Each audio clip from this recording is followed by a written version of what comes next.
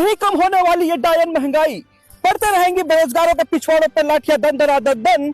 नहीं है चिंता किसी को मणिपुर की और ना ही है कोई टेंशन, क्योंकि सरकार को चाहिए वन नेशन वन इलेक्शन। सन्नाटे को फैलती सनसनी में आपका स्वागत है। गौर से देखिए इस इंसान को, यह बंदा मंगल ग्रह में कॉलोनी बसाने की बातें करता है और हमारे देश के प्रॉपर्टी डीलर मतलब जमीन दलालों को कमीशन तक के लाले पड़े हैं, क्योंकि प्रॉपर्टी ही नहीं बिक रही है। एक तरफ अमेरिका, चाइना, जापान आने वाले 50-100 सालों में कितने ताकतवर और कितने शक्तिशाली रहेंगे, उनकी आने वाली पीढ़ी कितनी शक्तिशाली और कितनी ताकतवर बन पाएगी, इस चीज के लिए इन्वेंशन और रिसर्च कर रहे हैं। और वहीं दूसरी तरफ हमारे देश के चूतिए आने वाले 50 साल 100 साल में उनकी पीढ़ी का क्या होगा, इस देश का क्या होगा, इस चीज की चिंता छोड़कर 500 साल पुराने इतिहास को रटकर वर्तमान में मंदिर मस्जिद को खोदकर भविष्य के लिए घंटा कोई चिंता करे बगैर फावड़ा और कुल्हाड़ी लेकर खुदाई में लग गए हैं।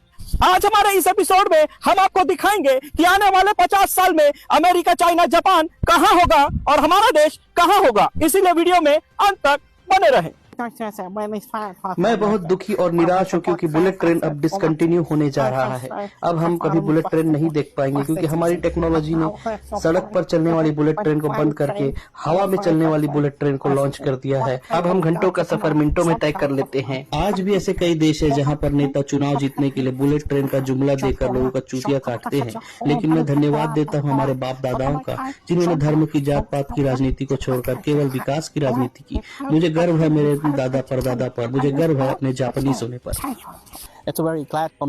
मेरे लिए बड़ी खुशी की बात है कि मैंने मंगल ग्रह में एक घर खरीदा है। अब मैं सुबह का नाश्ता अमेरिका में करता हूँ, दोपहर का खाना मैं मंगल ग्रह जाने वाली फ्लाइट में हवा में करता हूँ और रात का डिनर मैं मंगल ग्रह में अपने परिवार के साथ करता हूँ। अभी भी कुछ ऐसे चूतिया लोग हैं जो कश्मीर में प्लॉट लेने का सोच रहे हैं, लेकिन हमें देखिए, हमने तो मंगल में प्लॉट ले लिया और बना भी लिया है। मैं धन्यवाद देना चाहता हूँ हमारी पुरानी अमेरिकी सरकार, हमारे बाप दादा और स्वर्गीय इलान मस्क जी का, जिन्होंने हमें इतना मजबूत किया, इतना अच्छा एजुकेशन सिस्टम दिया, हमारी हर एक बुनियादी सुविधाओं के लिए हमारे लिए काम किया। इसीलिए आज हम दुनिया में इतने मजबूत और ताकतवर बन के टिके हुए हैं। मुझे गर्व है मेरे अमेरिका होने पर, मुझे गर्व है मेरे बाप दादा पर।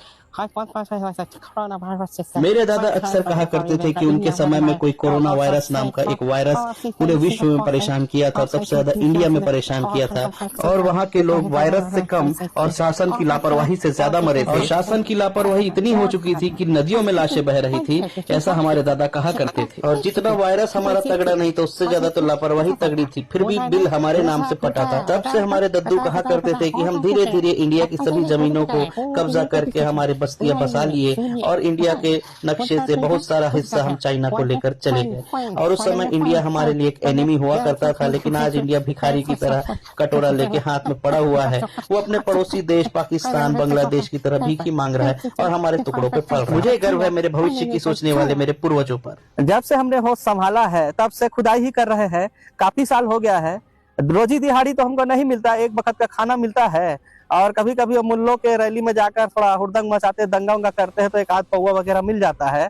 और कभी कभी ईसाइयों के चर्च में जाकर भी हुल्लड़ मचाने से इंसेंटिव, पौवा, मुर्गा ये सब मिल जाता है। अभी भी हमारा धर्म खतरे में है और हम ये सब करते हैं तो हमको काफी गर्व होता है हम पर। तो यहाँ खुदाई करने आपको कितना साल हो गया है? काफी साल हो गया है, देखा जाए तो 5 साल से ऊपर ही हो गया है। और भक्तू भी आप शादीशुदा हो कि कुंवारे हो? शादी वादी किए कि नहीं किए? अब शादी का क्या पता है, कोई लड़की तो हमको दे नहीं रहा था, तो हम ही गांव साइड एक जुगाड़ बना के भगा के ला लिए थे। वो अभी हम अपने गांव पे रखे हैं।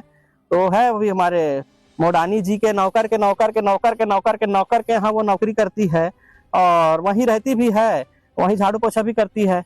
और बच्चे कितने हैं आपके भक्तू भैया? अब शादी बोले जब से लाए हैं तब से 1 साल भी हम नहीं रहे थे और यहाँ आ गए थे खुदाई करने के लिए, और उसके बाद वो वहीं है। और पिछले महीना हमारे जैसा एक अंधभक्त, माफ कीजिएगा देशभक्त, वो भी यहीं आया है दिहाड़ी में। उसको भी एक वक्त का खाना मिलेगा खुदाई के काम से, वो भी यहीं आया है। तो वो बता रहा था कि पिछले महीना हमारी वाली चौथा बच्चा का माँ बनी, चौथा बच्चा जनी है। तो उस हिसाब से हम ना 4 बच्चे के पिता हुए। सब दुग्गल साहब की महिमा है, सब दुग्गल साहब की महिमा। यहाँ बैठे बैठे 4 वहाँ हो गया, बताइए और कितना विकास चाहिए। लिब्रांडो लोग अभी भी विकास कर रहा हूँ, कितना बिना मेहनत के 4 हो गया है।